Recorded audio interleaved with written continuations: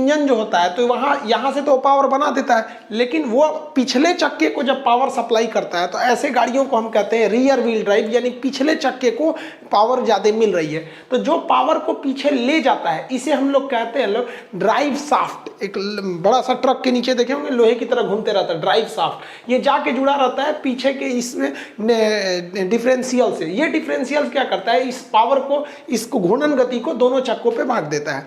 तो ऐसे गाड़ियों को हम लोग कहते हैं रियर व्हील ड्राइव। ज़्यादातर ऐसी गाड़ियां देखने को मिलती है, लेकिन इसकी खासियत क्या होती है, ऐसी गाड़ियों की हाइट ज़्यादा रखनी पड़ती है, क्योंकि अगर आप हाइट ज़्यादा नहीं रखेंगे तो ये जो अंदर से जा रहा है ये ड्राइव शाफ्ट, जब कभी ब्रेकर आएगा तो ब्रेकर पे अगला चक्का क्रॉस कर जाएगा, उसके बाद ब्रेकर ऐसे उठा हुआ रहेगा तो इसमें टकरा जाएगा। तो इसकी हाइट ज़्यादा रखनी पड़ती है। ये ज़्यादा लोड को खींच सकता है क्योंकि इसे पावर पीछे से मिल रही है, पावर जनरेट आगे हो रही है इंजन से लेकिन पीछे चला जा रहा है, लोड ज़्यादा खींच सकता है, ये ज़्यादा स्टेबल होता है, ये अच्छा माना जाता है। लेकिन ये माइलेज कम देता है। क्यों माइलेज कम देता है? क्योंकि इसमें ज़्यादा इंस्ट्रूमेंट ज़्यादा लगे हैं। देख रहे हैं इतना बड़ा लोहे का ये लगा हुआ है आपका ड्राइव शाफ्ट, तो हैवी लोड हो जाएगा। हैवी लोड होने की वजह से ये गाड़ियाँ माइलेज कम देती हैं, यानी 1 लीटर पेट्रोल में ज़्यादा दूर नहीं जाती हैं। माइलेज का मतलब होता है पेट्रोल से कितनी दूरियाँ तक गाड़ियाँ जा रही हैं। आप रियर व्हील ड्राइव में देखे होंगे तो ये वाला जो हिस्सा होता है इसे हम लोग कहते हैं, हम लोग ये आपका ड्राइव शाफ्ट है, ये जाके जुड़ा रहता है डिफरेंशियल से। ट्रक वगैरह में देखे होंगे, ये किसी भी लोडेड गाड़ियां में देखेंगे तो नीचे ये वाला जो हिस्सा है ये आपको यहाँ दिख रहा होगा। अब अगर हम कलर चेंज कर देते हैं तो यहाँ भी देखिए, ये भी क्या है, ड्राइव शाफ्ट है। इसमें सबसे बड़ा चीज़ क्या होता है, रियर व्हील ड्राइव में गाड़ियों को ऊंचा रखना है। अगर नीचे रखेंगे तो ये रियर व्हील ड्राइव पॉसिबल ही नहीं है, वरना लड़ जाएगा ये। अब दूसरा होता है फ्रंट व्हील ड्राइव। जैसे इंजन तो यहाँ पावर जनरेट करता है, इंजन के बारे में 4 स्ट्रोक इंजन तो पूरा इंजन पढ़ा दिए हैं आपको, लाइनर पिस्टन वगैरह, डिस्क्रिप्शन में उसका लिंक दे देंगे, आप देख लीजिएगा। तो ये इंजन यहाँ पावर बनाया और इंजन पावर बना के वहीं के चक्के को दे दिया, यानी फ्रंट के ही चक्के को दे दिया, तो इसे कहते हैं front wheel drive. Front wheel drive के लिए गाड़ियों को बहुत ज़्यादा हाइट पर रखने की जरूरत नहीं है, क्योंकि इसमें आपको बहुत लंबा ड्राइव शाफ्ट बनाने की जरूरत नहीं है, यहीं से तुरंत इसको दे देना है। तो इसलिए इनकी हाइट ज़्यादा नहीं रखी जाती है। ये ज़्यादा लोड लेके नहीं जा पाते हैं, क्योंकि लोड को कहाँ रखा जाता है, पीछे ही रखा जाता है। जबकि सारा पावर आगे है तो खींचेगा कैसे पीछे से वहां पर, तो ये ज्यादा लोड नहीं ले जा सकता है।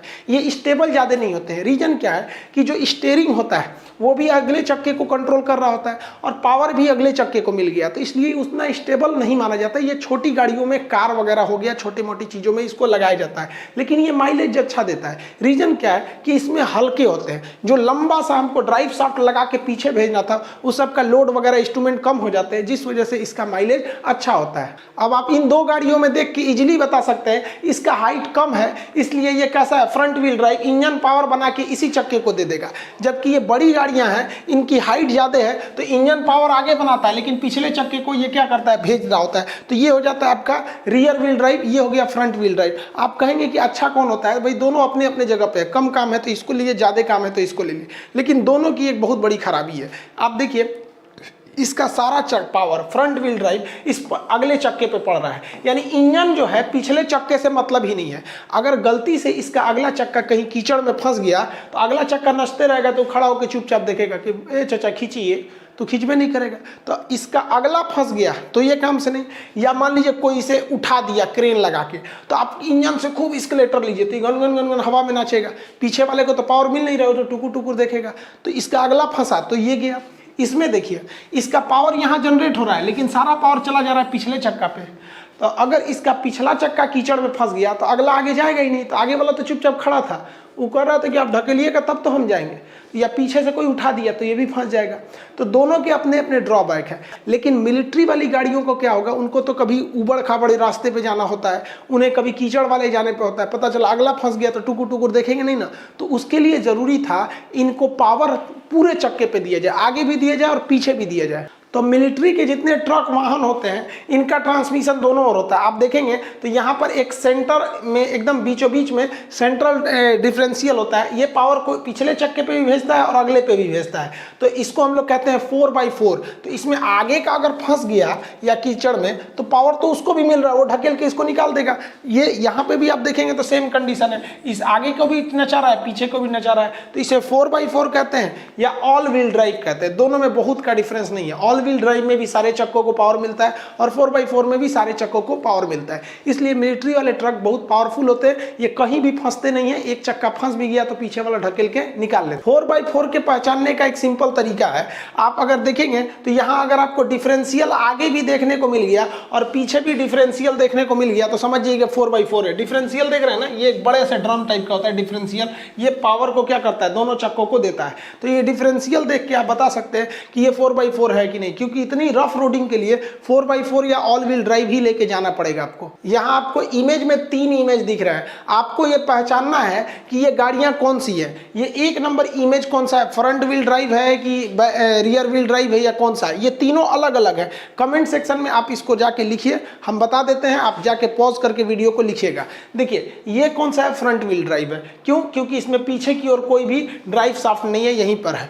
लेकिन अगर इसे देखेंगे तो ये रियर व्हील ड्राइव है, पिछले चक्के को ये मिल रहा है। जबकि अगर आप इसको देखेंगे तो ये ऑल व्हील ड्राइव है। देखिए एक तो सेंटर में आपका डिफरेंशियल है, ये यहाँ भी पावर जा रहा है और पिछले वाले चक्के को भी पावर डिस्ट्रीब्यूट किया जा रहा है। साइकिल को देखेंगे ना तो साइकिल रियर व्हील ड्राइव होता है, क्योंकि साइकिल को अगर आप डबल स्टैंड पे रख दिए हैं और आप चक्के को कितना भी नचाते रहिए, ये चक्का केवल नचेगा, आगे नहीं बढ़ेगा, क्योंकि आपका अगला चक्का जमीन पे जरूर है लेकिन इसे पावर से मतलब नहीं था, ये केवल स्टीयरिंग से इसका मतलब था। अगली एक कैटेगरी होती है हैचबैक गाड़ियों की। हैचबैक ऐसी गाड़ियों को कहते हैं जिसका पिछला हिस्सा बाहर की ओर नहीं निकला होता है, गाड़ी अचानक आके ऐसे खत्म हो जाती है, पीछे डिग्गी बना दिया जाता है, ऐसी गाड़ियों को हैचबैक कहते हैं। हैचबैक गाड़ियां अक्सर छोटी होती है, जैसे देखिए ये गाड़ी है, पीछे जाके अचानक खत्म हो गया। ये ऐसे अचानक जो गाड़ियां पीछे जाके खत्म हो जाती है ना, एक्स्ट्रा पोर्शन नहीं निकला रहता है पीछे की ओर, तो ऐसी गाड़ियों को हैचबैक कहते हैं। ये साइज में छोटी होती हैं।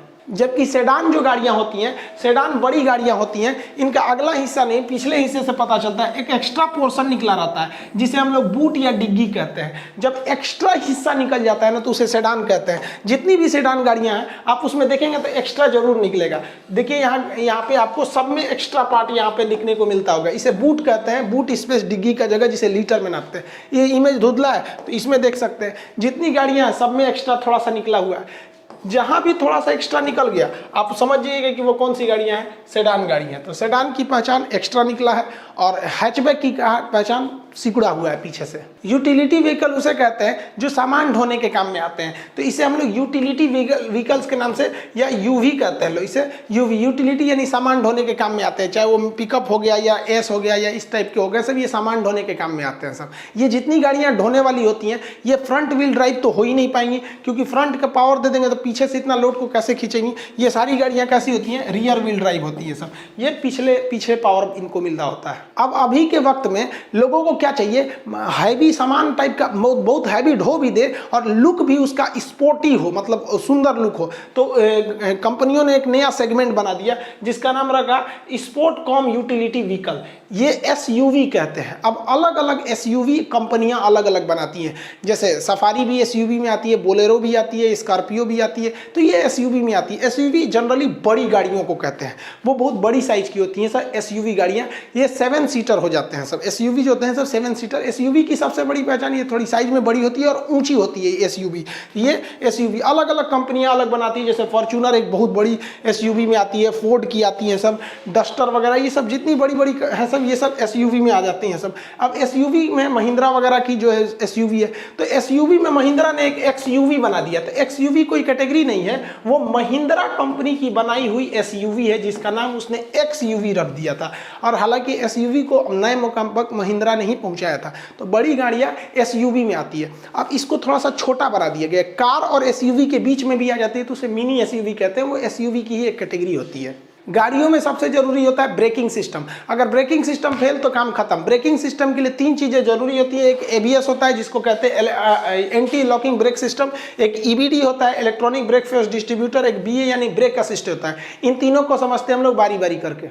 देखिए एबीएस का मतलब क्या होता है, एंटी लॉकिंग ब्रेक सिस्टम। ये चक्के को लॉक नहीं होने देता है। देखिए क्या होता है, आप मूवी वगैरह में भी देखे होंगे, अब अचानक ब्रेक मारेंगे ना तो चक्का लॉक हो जाता है। अब लॉक हो गया चक्का, अब गाड़ी फिसलती है। तो देखिए ये गाड़ी फिसलने का नतीजा ये होता है कि गाड़ी डिसबैलेंस हो जाती है। लेकिन आज एक नई टेक्नोलॉजी लगा दिया गया है जिसे कहा गया एबीएस। एबीएस में क्या होता है कि जब भी आप कभी ब्रेक पेडल को पुश करते हैं, दबा देते हैं ब्रेक पेडल को, यहाँ से ब्रेक को बहुत जोर से दबा देते हैं, तो चक्का क्या हो जाता है, जाम हो जाता है। लेकिन इसमें एक छोटा छोटा सा सेंसर लगा है, ये भांप लेता है कि चक्का अब जाम हो रहा है तो ब्रेक को 1 सेकंड के लिए छोड़ देता है, फिर चक्का नचने लगता है, फिर दबा देता है, फिर छोड़ता है, फिर दबा देता है। इस वजह से आपका चक्का जो होता है रुकता नहीं है, वो हल्का हल्का नच के ही रुकता है, क्योंकि जैसे रुकने वाला होता है वो छोड़ देता है, फिर नचने लगता है, फिर दबा देता है। तो ऐसे करके रुकता है ना, तो गाड़ी आपकी स्टेबल होकर रुकती है और पहले ही रुक जाती है। और अगर आप में एबीएस नहीं है, अगर एबीएस नहीं है तो एक तो दूर जाएगा, उसमें से फिसल के डिसबैलेंस हो जाएगा, और अगर एबीएस है तो पहले ही रुक जाएगा और एकदम स्टेबल होकर रुकता है। ब्रेकिंग सिस्टम में ईबीडी बहुत जरूरी है। ईबीडी का मतलब क्या होता है, वो भांप लेता है कि किधर लोड ज्यादा है।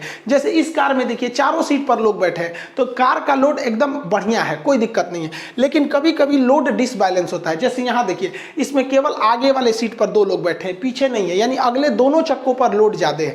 जबकि इसमें देखिएगा तो पीछे की ओर केवल एक लड़का बैठा है तो एक और लोड ज्यादा है। अब जब कार में या किसी भी 4 व्हीलर में ब्रेक लगाते हैं तो चारों चक्के पे बराबर दे देता था पहले के जमाने में, लेकिन बराबर की जरूरत नहीं है, वो तो डिस्ट्रीब्यूट करके देना चाहिए ना, कि कहाँ ज्यादा लोड है उधर ज्यादा प्रेशर लगाओ और जिधर कम है उधर कम प्रेशर लगाओ। तो इसी के लिए लगाया गया इलेक्ट्रॉनिक ब्रेक फोर्स डिस्ट्रीब्यूटर, जिसे कहते हैं ईबीडी। ये भांप लेता है कि लोड किधर की ओर ज्यादा है।